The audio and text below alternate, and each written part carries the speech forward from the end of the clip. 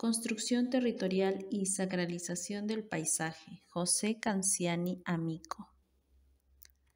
Existen monumentos y sitios cuya esencia cultural y devenir en el tiempo es inseparable del lugar, del paisaje construido en el territorio en que están arraigados de manera profunda. Pachacamac es uno de estos casos excepcionales, ya que su historia y su extraordinaria vigencia en el tiempo no pueden ser concebidas fuera de su especial integración territorial y paisajística. Desde sus más lejanos orígenes, los primeros templos se edificaron en este lugar, privilegiando un promontorio que se eleva en la margen norte del curso del río Lurín y que se proyecta de forma contundente en la desembocadura del Valle del Mar. Este lugar conforma un mirador natural que se abre hacia una visión espectacular y amplia de los diferentes componentes del paisaje, el valle y el río. El litoral marino y las islas, así como también los vastos tablazos desérticos y los cerros que preludian el ascenso de las contrafuertes andinos, matizados por otros especiales componentes como son los humedales, los bosques de galería de las márgenes ribereñas y el verdor de las lomas que coronan el desierto. Desde la perspectiva de la cosmovisión animística andina, este marco paisajístico único fue percibido como un espacio sacralizado, un privilegiado escenario para los relatos míticos fundacionales y la gesta de los héroes ancestrales, un ámbito cuya naturaleza trascendente inspiró la edificación de los templos primigenios y la continua construcción de estructuras y complejos arquitectónicos asociados a la importancia y vigencia del oráculo por más de un milenio. Nos interesa en este ensayo explorar el rol de Pachacamac vinculado a la construcción territorial y a la conformación de un paisaje sacralizado, tomando en cuenta la importancia de este sitio en los territorios de la costa central y al mismo tiempo dentro de un escenario territorial aún más amplio, territorio regional que integraba los valles altoandinos y los nevados de altura con el Apu Pariacaca como dios tutelar en aparente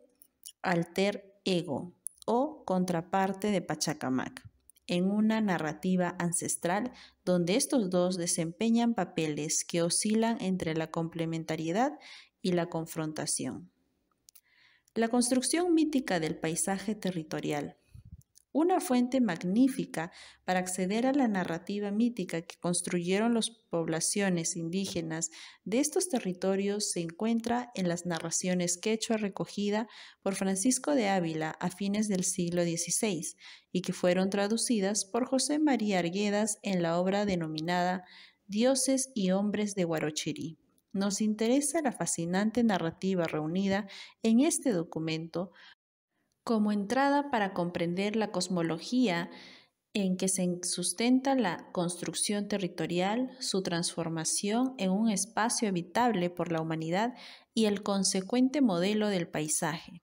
Un lugar donde el manejo del agua, el riego, la construcción de andenes y el cultivo de las chacras posibilitaban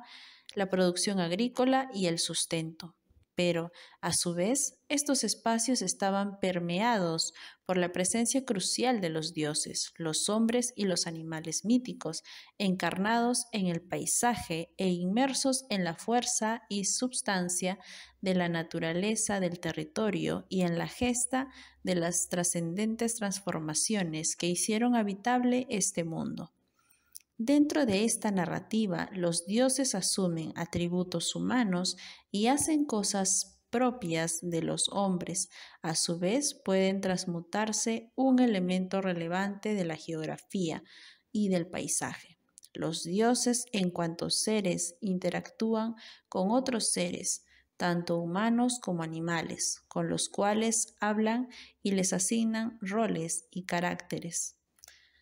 Sobre el paisaje, en cuanto a panorama multiverso, es evidente que la narrativa mítica del documento Dioses y Hombres de Huarochirí asume el punto de vista privilegiado de los habitantes de las zonas altoandinas de Huarochirí. Sin embargo, y no obstante, el evidente privilegio de esta perspectiva resulta quizás aún más relevante apreciar a través de este documento el rol de fuerza que asumen otros espacios relativamente distantes, como los valles de la zona Yunga, especialmente el mar y el litoral costeño, donde Pachacamac ejerce su señorío. También es notable la ampliación de esta perspectiva transversal del territorio en sentido longitudinal, involucrando en su horizonte valles que se encuentran tanto al norte como al sur de Huarochirí.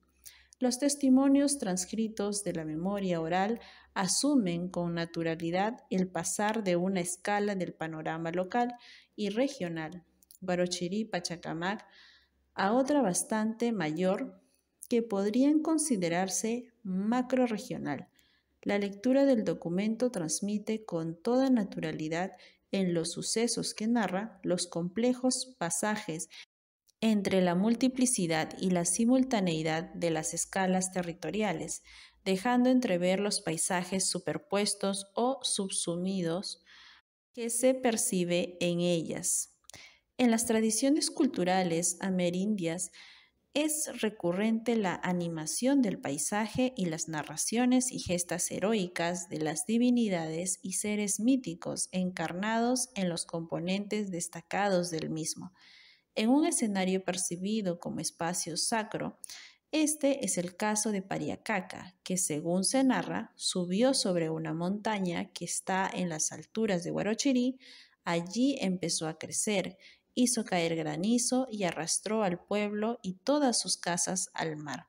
Las aguas, corriendo en avalancha, formaron las quebradas de las alturas de Huarochirí. También se narra que de los 5 huevos que puso Pariacaca volaron 5 halcones, se alzaron convertidos en lluvia y arrastraron al mar todos los pueblos. Poco después del cerro Yantapa surgió un árbol llamado Puyao y se trabó en lucha con otra montaña de nombre Huicho. Puyao era como un arco gigante y en él estaban refugiados los monos, los pájaros y el caqui, todas las aves. Con todos estos animales la montaña se fue al mar. Así, las deidades del mar y de las montañas se confrontan. Los cerros chocan entre sí, producen avalanchas que descienden arrastrándolo todo desde las alturas a las profundidades del mar. Estos cataclismos labran la geomorfología territorial formando quebradas, abriendo valles que alojan los cauces de los ríos y sus planicies aluviales. En algunos momentos, las deidades establecen alianzas con los hombres. Es el caso de la formación de la laguna de Muyococha, donde en el combate de Pariacaca contra Huayayo o Carhuincho, que se aparece como fuego inmenso que ardía y alcanzaba hasta el cielo, para vencerlo, los 5 hombres halcones hacen caer torrentes de lluvia y donde las aguas se precipitaron hacia abajo a una laguna, en avalancha toda el agua, y como el agua iba a desbordarse, algunos hombres de abajo de Yaxachurapa derribaron una montaña, contuvieron el agua, así contenida el agua formó una laguna que es la actual llamada Muyococha, y cuando las aguas llenaron el lago, Pariacaca apagó el inmenso fuego y siguió lanzándoles rayos sin descanso. Entonces Huayayo Carhuincho huyó hacia la región que se llama Anti.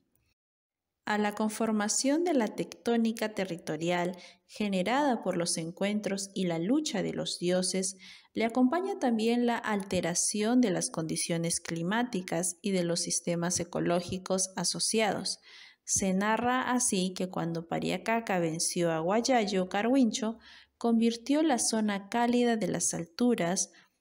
donde éste vivía en zona fría. Empezó a caer granizo en ella e hizo la laguna de Muyucocha, donde los antiguos le ofrendaban gente, muyu, coca y potajes. En esa zona que llamamos Muyucocha, dicen que vivió Guayayo Carhuincho. Entonces, toda esa parte tenía muchas zonas cálidas. Estaba poblada de grandes serpientes, caques y toda clase de animales. Después, cuando Pariacaca derrotó a Guayayo Carhuincho, se fundieron los 5 halcones y apenas se fundieron, la tierra se enfrió y empezó a caer granizo, mientras él se regocijaba.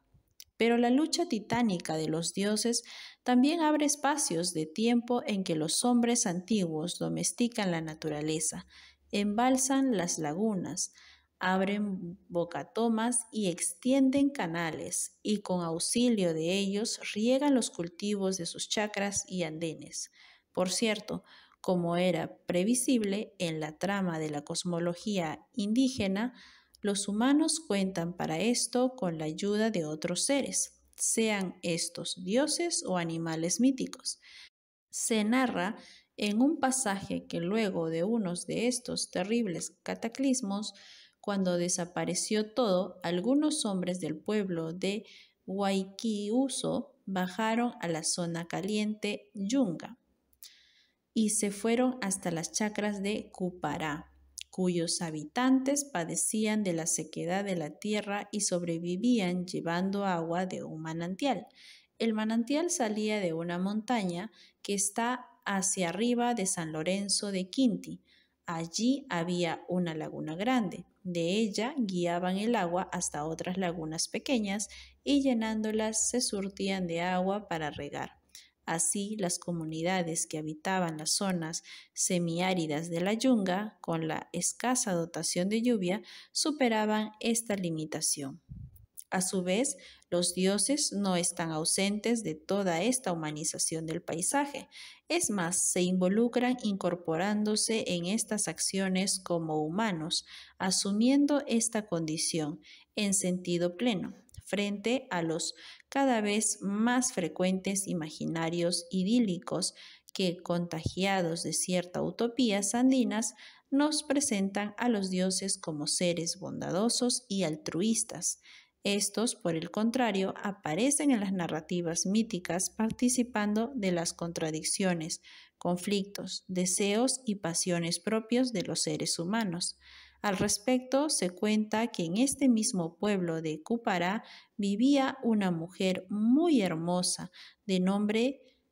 Chuquisuso. Un día ella regaba llorando su campo de maíz porque la escasa agua no llegaba a mojar la tierra seca. Es así que Pariacaca baja de las alturas, con intención retorcida, tapa la bocatoma de la laguna pequeña, ante lo cual la mujer llora dolorosamente, viendo que la poquísima agua desaparecía. Momento preciso para que Pariacaca haga su aparición, ofreciéndole hacer venir mucha agua de una laguna que está a las alturas a cambio de que ella se acueste con él. La mujer le responde que primero le traiga el agua, a lo que él consiente. Al contar, la mujer con abundante agua pudo regar su chacra e incluso otras más. Entonces Pariacaca le pide que cumpla el ofrecido, pero ella, jugando con su deseo, le da largas. A pesar de esto, dado que él amaba mucho, le ofrece convertir los campos en tierras de cultivo con riego, con agua que vendrá del río. Así Pariacaca convirtió ese acueducto en acequia ancha, con mucha agua, y la hizo llegar hasta las chacras de los hombres. Es interesante notar cómo en la narrativa se cuenta que la obra fue realizada por animales, pumas, zorros, serpientes, pájaros, incluyendo la anécdota del zorro que conducía el trazo y distraído por el vuelo de una perdiz se cayó, lo que explica que el canal, en vez de seguir un curso más alto en ese punto, descienda y pase más abajo. Finalmente, la mujer accede a acostarse con Pariacaca, para lo cual se dirigen a unos altos precipicios y luego de haber dormido juntos, allí caminaron hacia la bocatoma del acueducto de Cocochaya y luego llegaron al lugar. Chuquisuso le dijo a Pariacaca que se quedaría allí, en el borde del acueducto, e inmediatamente se convirtió en yerta piedra, enlazando así como un todo la narrativa mítica y los hitos emblemáticos en el paisaje, con la organización comunal, las faenas de mantenimiento de la infraestructura hidráulica, los rituales y las festividades. El narrador señala que por eso los habitantes de este ayllu de Cupará, al cual de antiguo pertenecía Chuquisuso, limpian el acueducto conforme lo hacían en la antigüedad en el mes de mayo. En esa ocasión toda la gente iba donde está la piedra y le hacían ofrendas de chicha y comida, y luego de la faena terminaban en fiesta con libaciones de chicha, cantos y bailes. Las comunidades de las alturas de Huarochirí revelan a través de la narrativa la tutela que ejercen los dioses tanto en el complejo tejido de los vínculos como en sus conflictos con las comunidades asentadas en las partes bajas, las yungas y el litoral. Al respecto, entre los múltiples testimonios de estas tensiones étnicas y territoriales, hay uno que lo expresa de manera excepcional bajo la forma de una metáfora poética. Allí se narra que Guayacuri, un pobre hombre de quien sin embargo se dice era hijo de Pariacaca, caminando de Uracocha, aparentemente Viracocha o el mar, hacia Cieneguilla, se quedó a dormir en el cerro Latausaco, añadiendo, por donde solemos bajar en esa ruta. Mientras dormía, vino un zorro de la parte alta y otro zorro de la parte baja, y allí se encontraron y ambos se intercambian preguntas para conocer del otro. ¿Cómo están los de arriba? ¿Y los hombres de abajo cómo están? Este episodio es clave para entender los lugares establecidos, más que como límites, como espacios de confluencia y encuentro entre las comunidades de los territorios yungas y costeros, representadas por el zorro de abajo, y las comunidades que habitaban los territorios quechuas y de Puna, representadas por el zorro de arriba. Estas intensas relaciones entre las comunidades de la tierra de arriba y de abajo estaban reforzadas por la reverencia que tenían las poblaciones de este vasto territorio por sus divinidades tutelares, rindiéndoles culto y movilizándose en distantes peregrinaciones hasta sus propios santuarios. Se narra con relación a la adoración de Pariacaca que todos los hombres de todas las partes iban hasta el mismo Pariacaca. Los yungas también iban, desde los Colli, desde los Caraguaillo, los Ruricancho, los de Latín, Huancho, Huilla, los de Riacha, Yanac,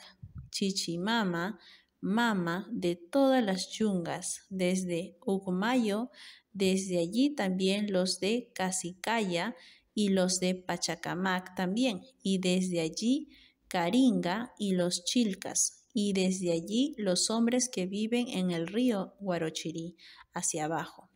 Es interesante cómo el narrador, al mencionar los lugares desde donde se realizaban peregrinaciones a Pariacaca, desarrolla la memoria de una suerte de mapa territorial en el que recorre y pasa revista a los pueblos asentados en los territorios de los valles del norte, a los del centro y luego a los del sur.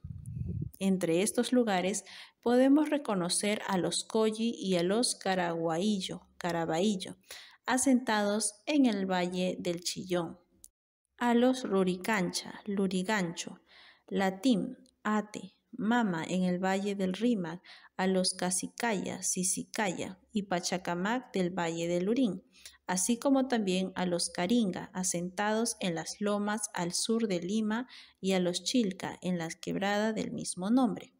Los testimonios de las interrelaciones entre las diversas comunidades asentadas En las alturas de Guarochirí y las que habitan las yungas y valles de Lima, hasta su litoral marítimo, como ya hemos visto, nutren la narrativa mítica con gestas creadoras y civilizadoras. Estas relaciones territoriales transversales se expresan de manera emblemática en los recorridos que establecen en sentido contrapuestos tres de estos héroes ancestrales: Waitakuri, Cunirraya y Cabillaca.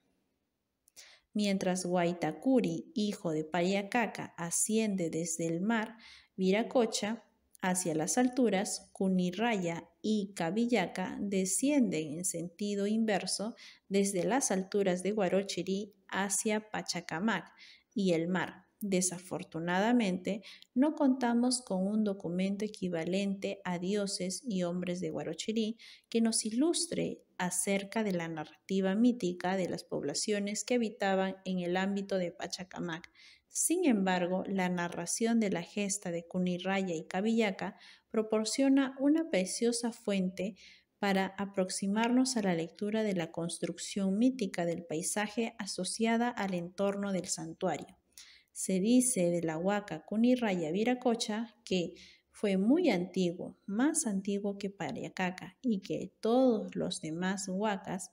a él cuentan que lo adoraban más. Dicen que Pariacaca también era hijo de él. Se narra que era hacedor del hombre, hacedor del mundo, y que anduvo tomando la apariencia de un hombre muy pobre. Con solo hablar conseguía hacer concluir andenes bien acabados y sostenidos por muros, y también enseñó a hacer los canales de riego, enseñó que los hicieran desde su salida, toma de agua.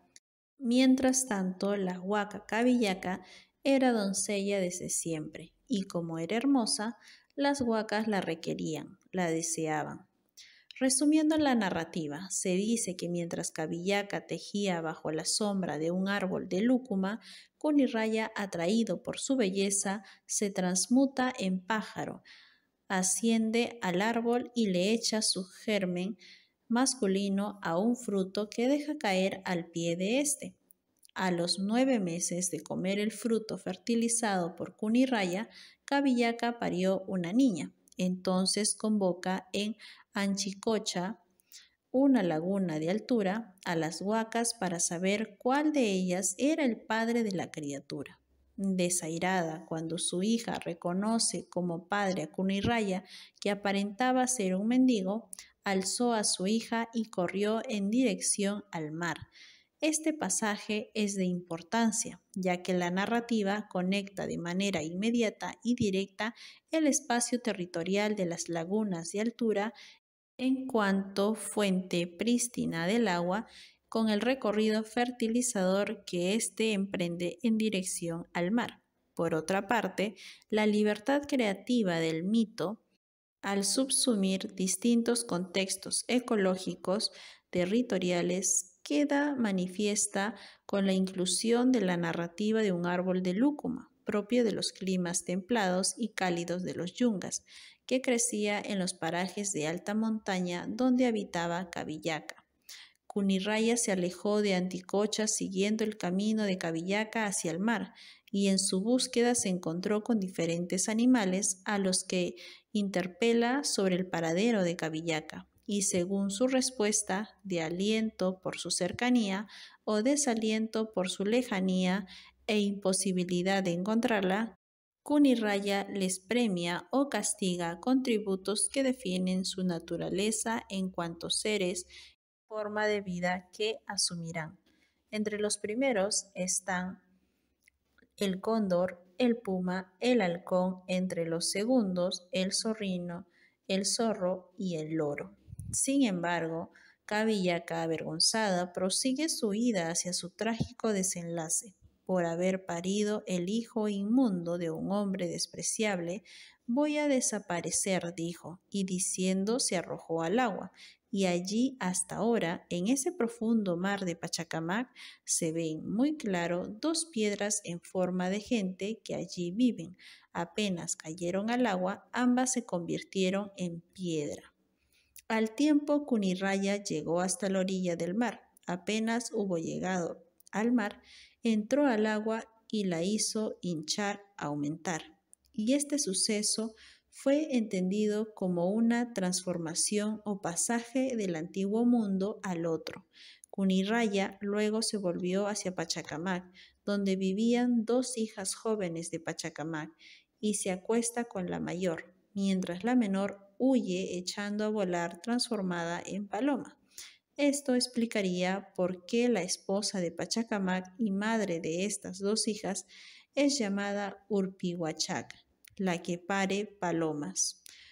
Urpihuachac, antes de que Cunirraya llegara a Pachacamac, había ido a visitar a Cabillaca en el fondo del mar, y molesto por este encuentro, la emprende contra las pertenencias de Urpihuachac, arrojándolas al mar. Se dice que en esa época en el mar no había peces. Estos únicamente eran criados por Urpihuachac en una poza que tenía cerca de su casa. Como consecuencia de las acciones de Cunirraya, solo desde entonces en el lago Grande se criaron y aumentaron muchos peces. Cabe destacar que en toda esta parte de la narrativa que tiene como escenario a Pachacamac, el esperado actor central no solo aparece, sino que ni siquiera se produce una mínima mención que explique su ausencia de la escena. En estos pasajes, Pachacamac no es mencionado como deidad o personaje mítico, si bien indirectamente se le está personificando al señalarse que mantiene relaciones de convivencia y parentesco con otros seres míticos, como son su esposa Urpihuachac y sus dos hijas. En este caso, las menciones directas a Pachacamac parecen más bien aludir a un lugar, por cierto especial, donde habitan o al que arriban los seres míticos, un escenario singular, sujeto a las acciones que estos emprenden y que modelan de forma trascendente su paisaje territorial.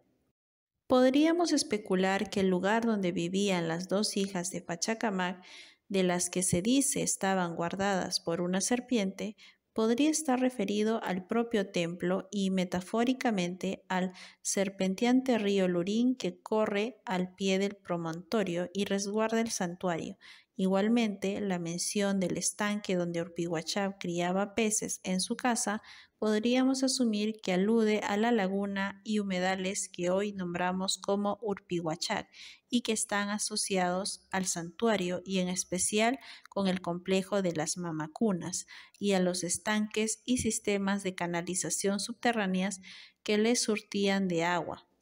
mientras que las islas que sobresalen en el horizonte marino frente a Pachacamac remiten a la petrificación de Cabillaca y su hija, incorporadas de forma dramática y sustancial al paisaje.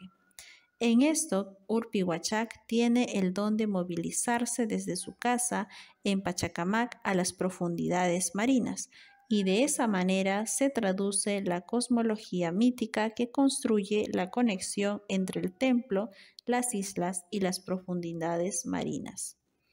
La construcción cosmogónica del paisaje en el ámbito regional enlaza los nevados y las lagunas de altura con los pisos ecológicos de valles de la zona quechua, yunga y las zonas bajas del litoral costero y el mar. La narrativa mítica, a través de las acciones y andanzas de los dioses, de su incorporación anímica y a la vez tangible en el paisaje, dan cuenta del surgimiento de las acciones geográficos y de la forja de la naturaleza tectónica del territorio, como también de los múltiples espacios ecológicos que se escalonan de forma vertical y de los humanos modelan haciéndolos habitables mediante el manejo del agua y la adaptación de suelos agrícolas para el cultivo.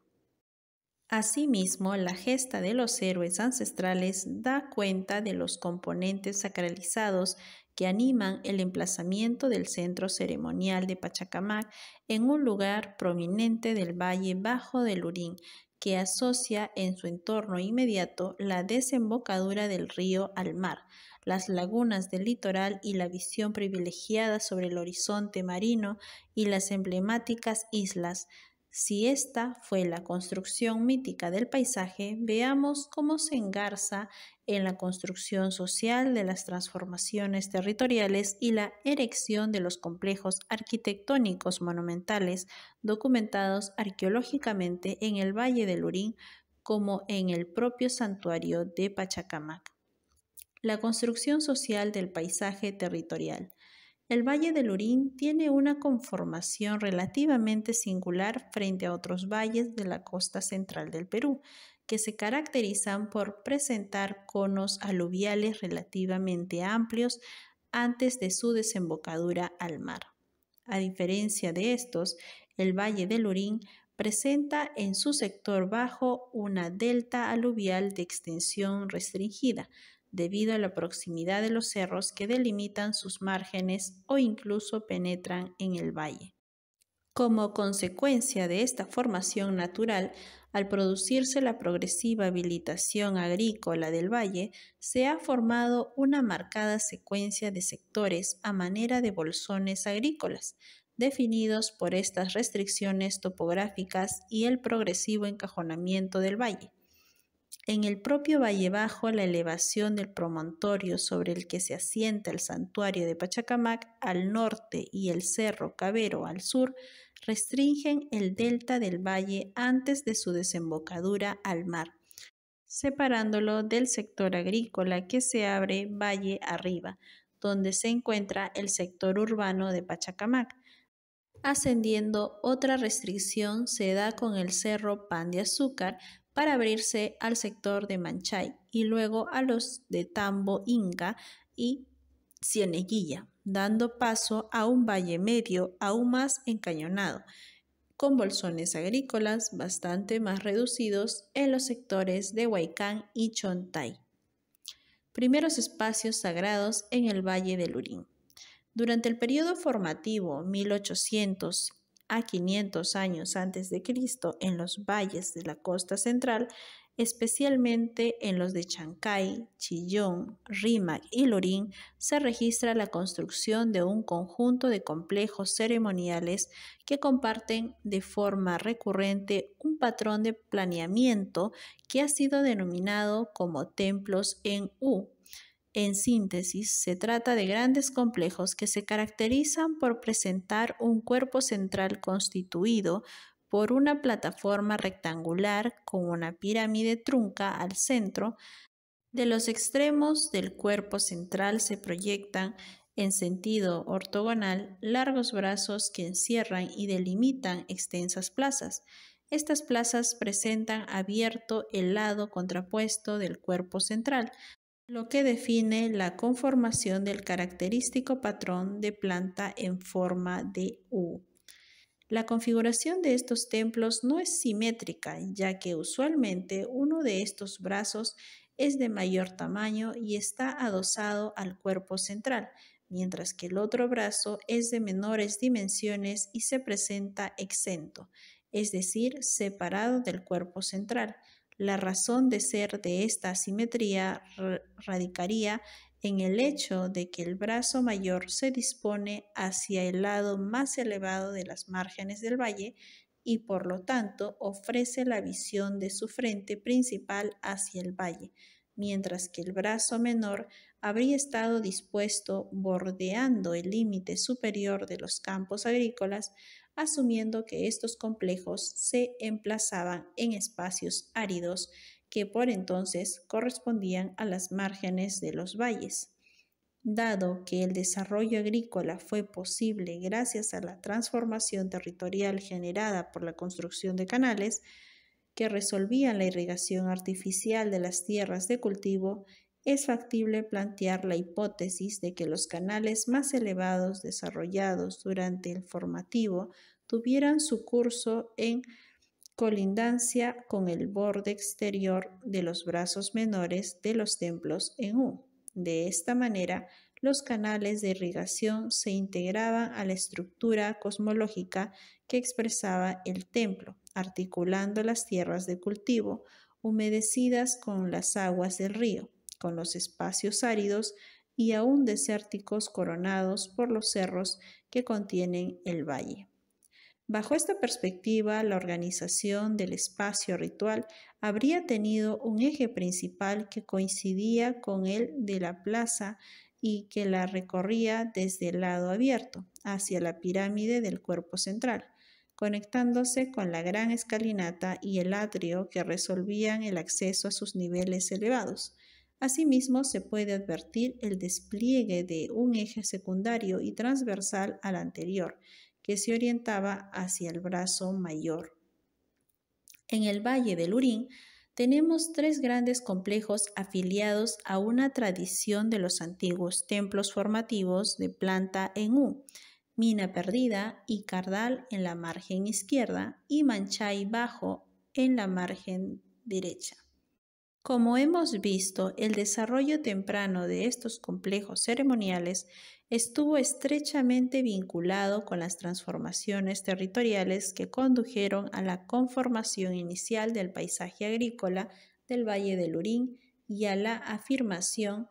de una economía agrícola excedentaria que posibilitaba dedicar ingentes recursos humanos y materiales en la construcción y funcionamiento de estos complejos arquitectónicos, además de las actividades rituales que se desplegaban en estos templos.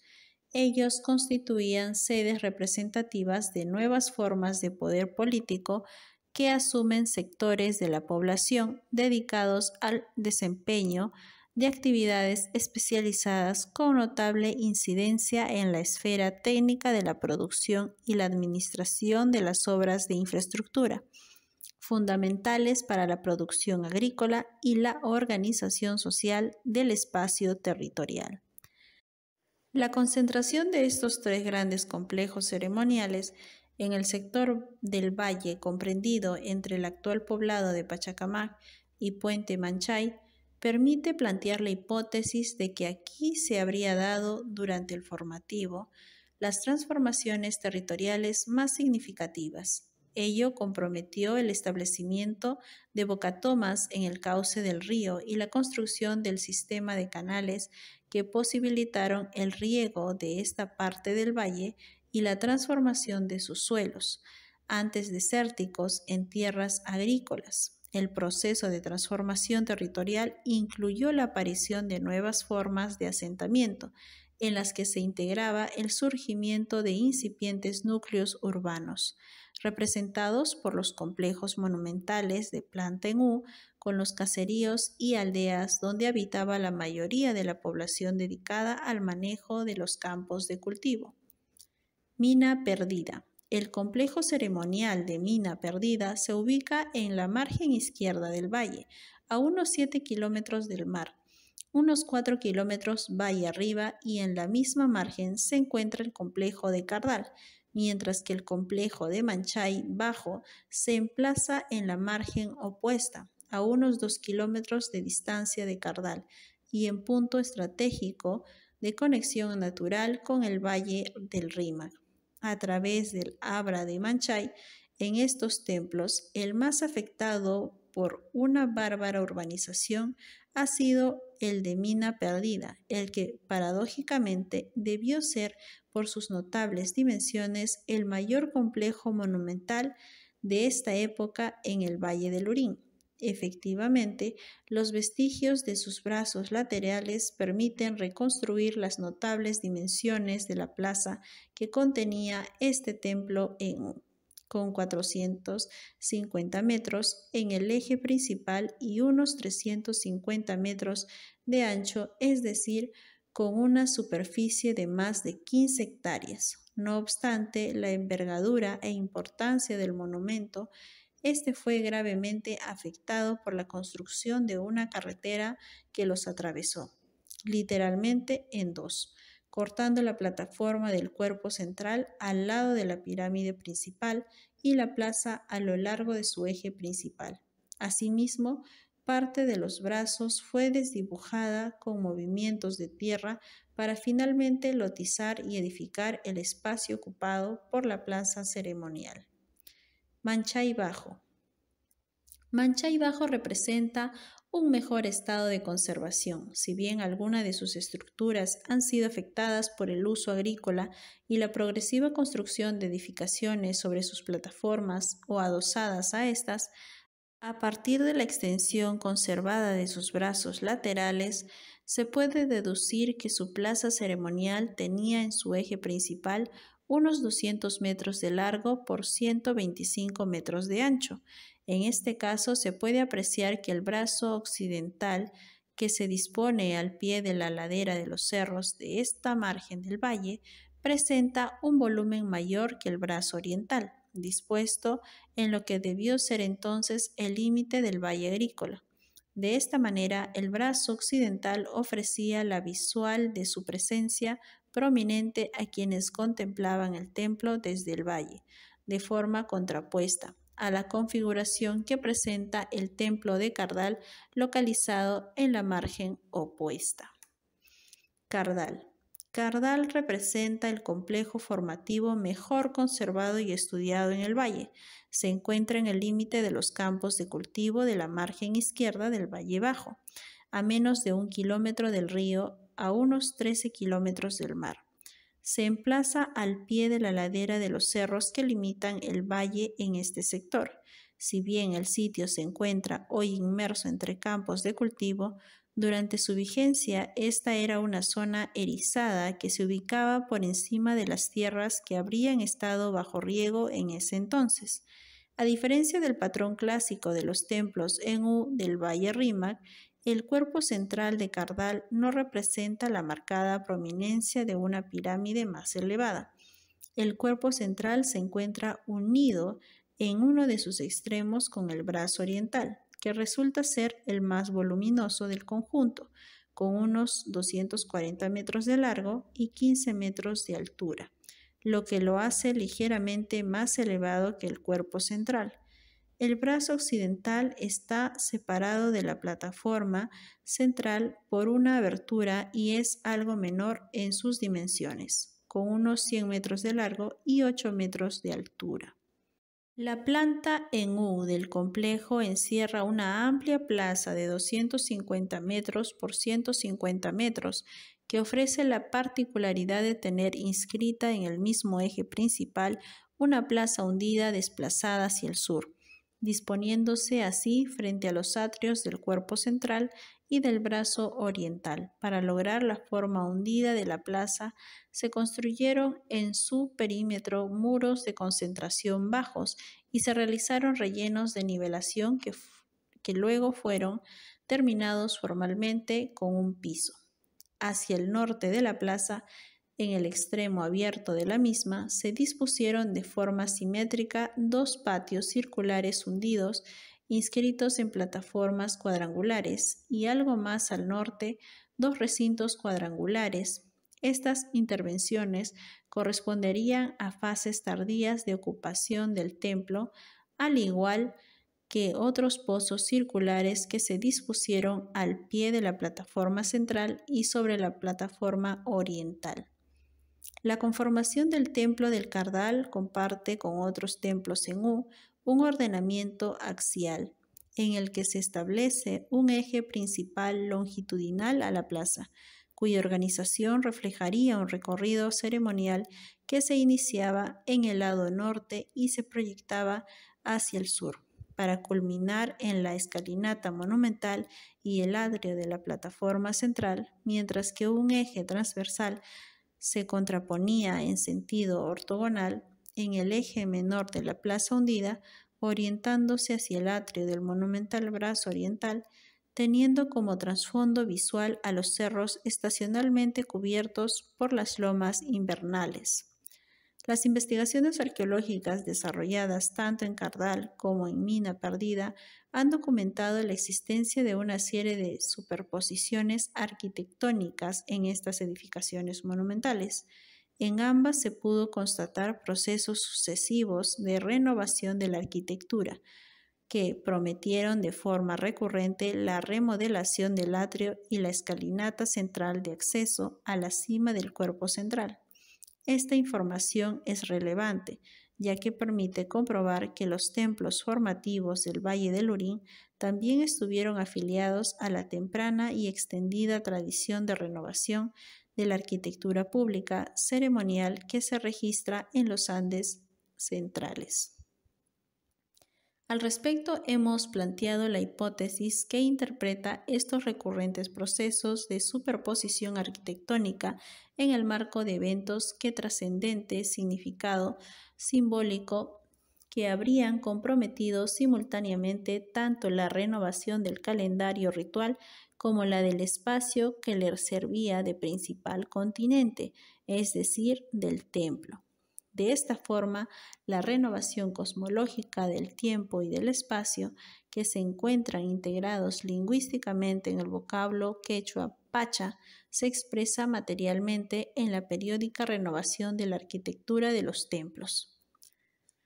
Además de las actividades ceremoniales desplegadas en los templos, estas periódicas renovaciones de la arquitectura monumental debieron permitir articular y promocionar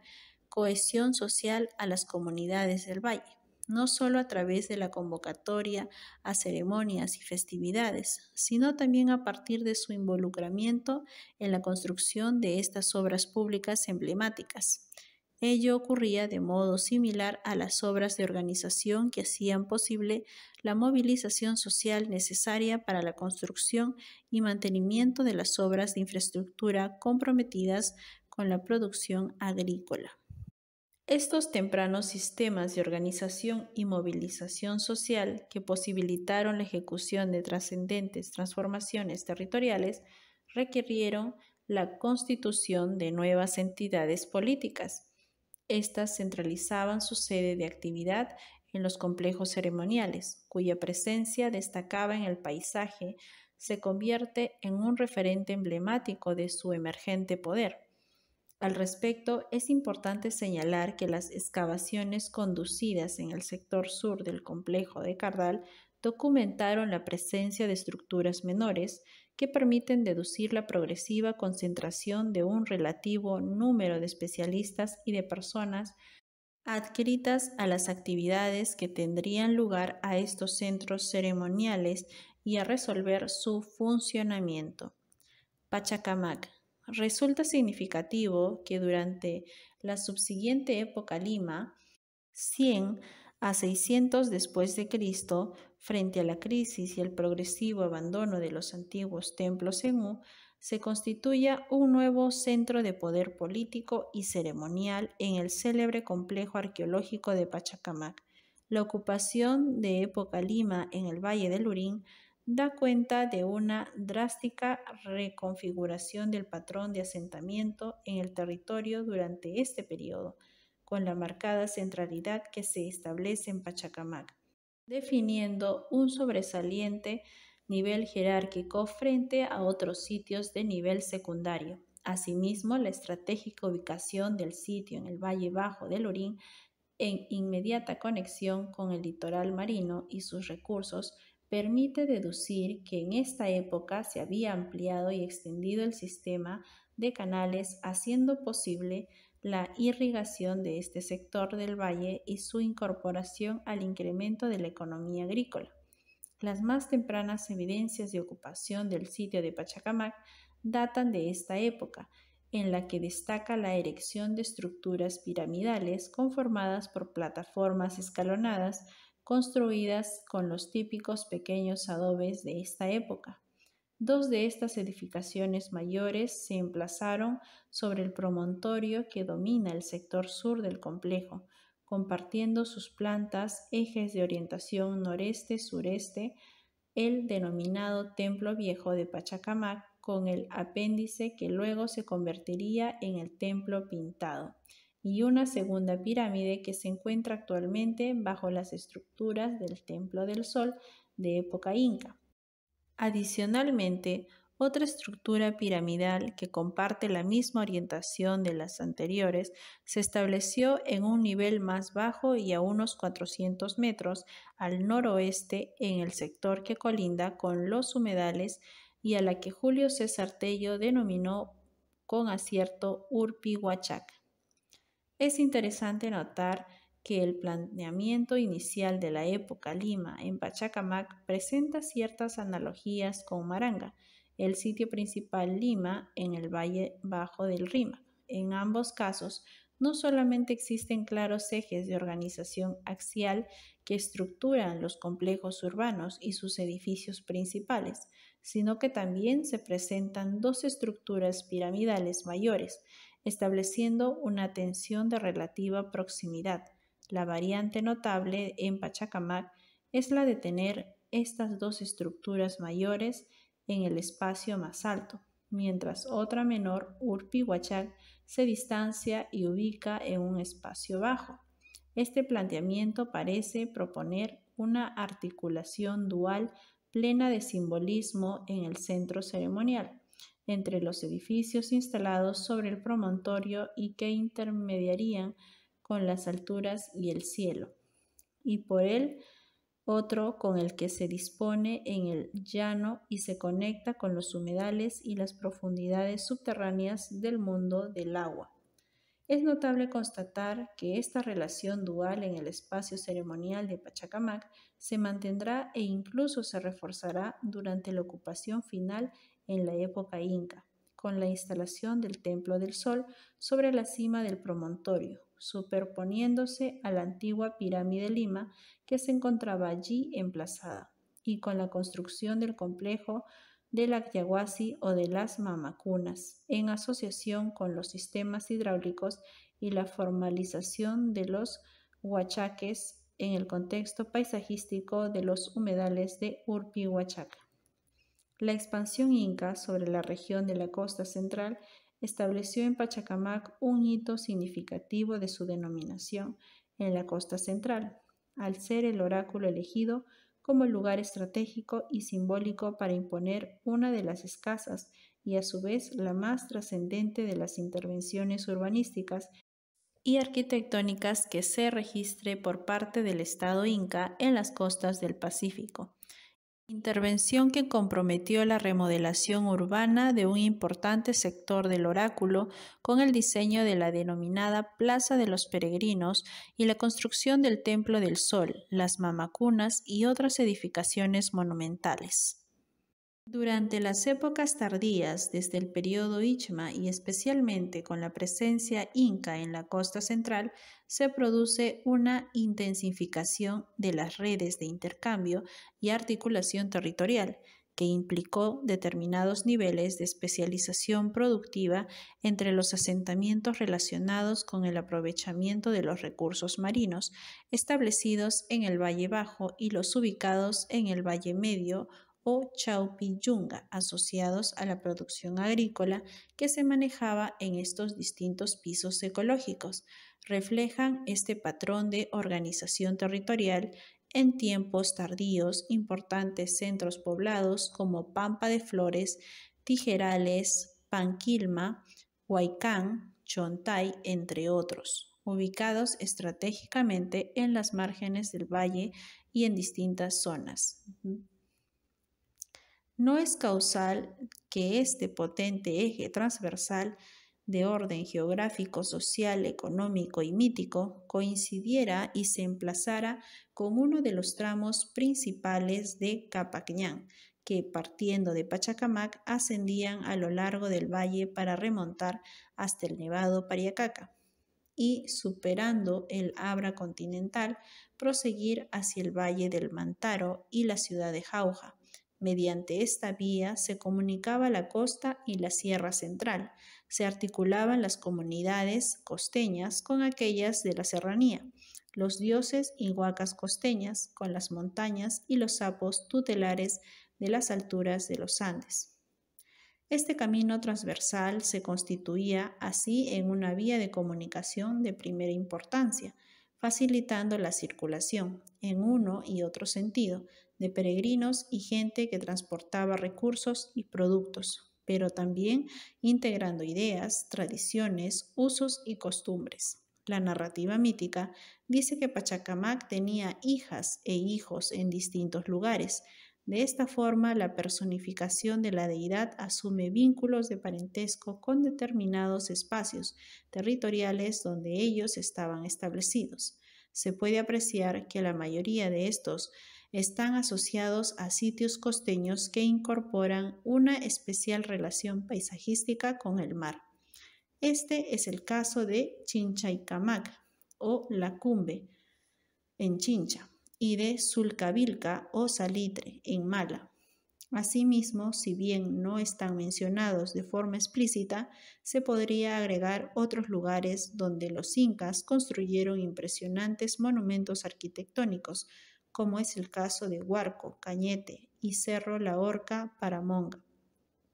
En todos ellos, la arquitectura se incorpora con el paisaje de una forma especial, que impacta por su potente y a la vez dramático vínculo con el litoral marino, expresando la antigua fascinación mítica por el mar y la vigencia tardía de Pachacamac, en una vasta región donde dioses y hombres transformaron el territorio y su paisaje en un espacio habitable y fértil para la creación.